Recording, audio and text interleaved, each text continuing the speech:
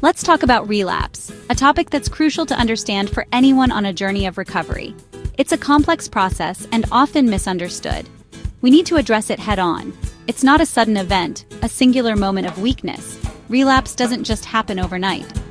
It's a process, a gradual descent that starts long before you pick up a drink or drug. It's a series of choices, thoughts, and feelings that accumulate over time. Relapse is a gradual slide back into old thinking and behaviors, a return to patterns that once defined your life. It's like slowly turning the pages of a book you thought you'd closed forever, often so subtle you barely notice. These changes can be so incremental that they slip under your radar. You might not even realize you're on a slippery slope. The real danger? What makes relapse so insidious? Missing the early warning signs, ignoring those red flags that your mind and body are waving at you. Those small shifts in mood, a subtle increase in irritability, a creeping sense of unease, attitude, a growing defensiveness, a reluctance to be around supportive people, or routine, neglecting your self-care, skipping your workouts, or disrupting your sleep schedule. Think of it like a plant wilting from neglect, slowly losing its vibrancy and strength, not dying overnight. It's a gradual process of decline, a slow fade rather than a sudden collapse. If you spot these signs early, if you can recognize these subtle shifts in your thoughts and behaviors, you can act before things spiral. You can reach out for help, reconnect with your support system, and get back on track. Knowledge is your best defense. Understanding the relapse process is the first step in preventing it. It gives you the power to choose a different path, the power to say no to old patterns and yes to a healthier future. So let's get sharp. Let's become more aware of our internal landscape. Stay aware, pay attention to your thoughts, feelings, and behaviors, and protect your recovery.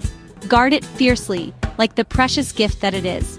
It's worth fighting for, your sobriety, your well-being, your future, every single day. Each day is a new opportunity to choose recovery, to choose life.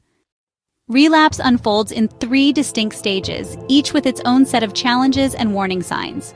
Understanding these stages is crucial for maintaining long-term sobriety and preventing a full-blown relapse. It's a process, not an event, and recognizing the early phases can make all the difference. Emotional, the initial and often subtle phase; mental, where cravings and rationalizations begin to surface; and finally, physical, the point of actually using again. Emotional relapse is the silent start. It's where your thoughts and feelings begin to shift, often without you even realizing it consciously. Feeling anxious, experiencing increased stress, bottling up emotions instead of processing them in healthy ways, neglecting self-care activities that once brought you joy and stability. This could include skipping workouts, not eating well, or isolating from loved ones.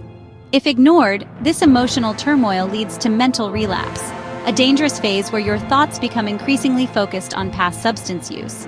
Cravings intensify, becoming more frequent and intrusive, romanticizing the past, remembering only the good times associated with using, while conveniently forgetting the negative consequences, and bargaining with yourself, trying to justify the possibility of using again. You might start thinking, maybe just one won't hurt, or I can control it this time.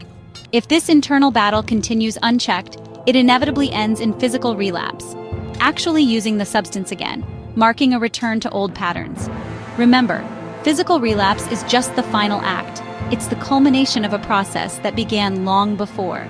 The process started much earlier, often weeks or even months before the actual use. Even if you slip and experience a physical relapse, it's not the end of your journey. Just a signal to get honest with yourself and seek help from your support network, therapist, or sponsor. Understanding these stages helps you spot trouble early, giving you the opportunity to intervene and prevent a full relapse. That's how you stay ahead of the curve and maintain a strong foundation for long-term recovery. Emotional relapse often starts with isolation, pulling away from your support network. You skip meetings, stop calling your sponsor, and think you don't need help. Self-care slips, poor eating, bad sleep, neglecting hygiene. Bottled up emotions build pressure, making you moody, irritable, and defensive. You might blame others or feel like you're not worth the effort. These are not minor issues. They're warning lights. Connection and honesty are your lifelines. Don't ignore your feelings, they're telling you something's off. If emotional warning signs go unchecked, your mind starts playing tricks. You reminisce about using, forgetting the pain it caused. Cravings grow and you start bargaining. I can handle it now.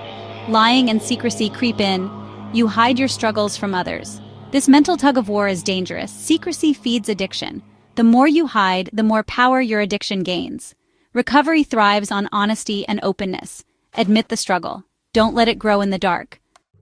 When you're on the brink of physical relapse, the warning signs are loud. Intense mood swings, avoiding your support network, and seeking out old using friends or places. You rationalize risky behavior. Just this once, or I deserve a break. You might even start planning your relapse, figuring out when, where, and how. This is the danger zone. If you're here, reach out immediately. You don't have to go through with it. There's still time to pull back. Have you spotted the warning signs? Those subtle shifts in behavior, the creeping thoughts, or the familiar urges resurfacing?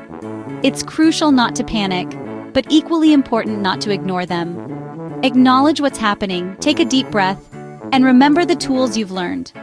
The first step is to talk to someone. Reach out, confide in your sponsor, someone who understands your journey and can offer guidance. Schedule a session with your therapist, a trained professional equipped to help you navigate these challenges. Or simply connect with a trusted friend, someone who will listen without judgment and offer support. Get to meetings, even if you don't feel like it. Reconnect with your recovery community. Their shared experiences and encouragement can be invaluable. Review your recovery plan, revisit the strategies that have worked for you in the past, and get back to basics, the fundamental principles that support your sobriety. Honesty, especially with yourself. Self-care, prioritizing your physical and mental well-being. And connection, nurturing meaningful relationships and avoiding isolation. If you've been hiding the truth, keeping secrets that fuel your addiction, now's the time to come clean, to unburden yourself and seek support. Relapse is preventable if you act early, if you recognize the warning signs and take proactive steps. Even if you slip, stumble, or experience a setback, recovery is always possible. It's a journey, not a destination. Learn from setbacks, analyze what triggered the slip and how you can prevent it in the future. Get support. Don't isolate yourself in shame or guilt, and keep moving forward one step at a time with courage and determination. You're not alone. There's a whole community ready to support you. Help and hope are always available, no matter how dark things may seem. Keep fighting for your recovery. You are stronger than you think, and you deserve a life free from addiction. Follow us on TikTok at Recovery Journey 33, Instagram at Recovery Journey 33, and Recovery Journey on Rumble. See you on the next one.